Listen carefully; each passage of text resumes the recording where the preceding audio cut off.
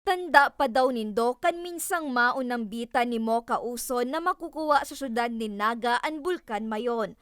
Pwes sa ladawang ini, garu posible yan na mangyari. Sa litrato kayang ini, garu baga kargana nin sarong trakan mayon asin anuman na oras pwede na ining mahiling sa ibang lugar sa reyon. Istorya kan uploader na si Noy Marquez, mantang nagalakaw siya pauli sa saindang harong sa Barangay 1 Kamaligalbay, na agian niya ang sarong truck sa bypass road na nakapark sa sarong vulcanizing shop.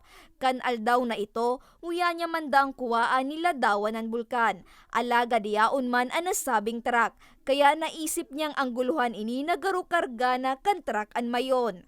Kaya ito, so nauso kong sumayon na ita-transfer da sumayon sa Naga, so mga issue ba ito baga.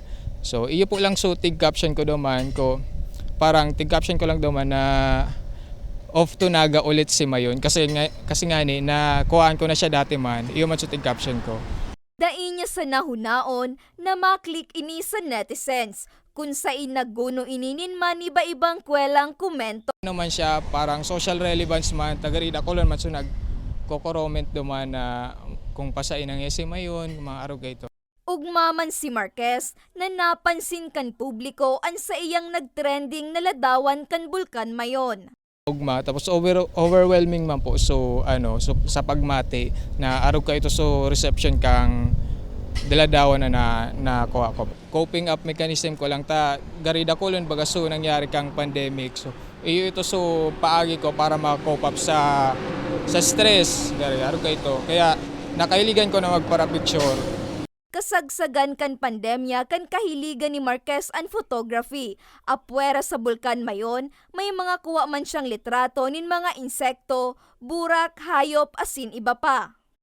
Kay puwanta na pangalagaan so ang palibot para kasi baga data aram na sumagibota na makakaraot sa palibot. Baga baka sarong aldaw maraot na lang o mawara na lang sa to so mga bagayo na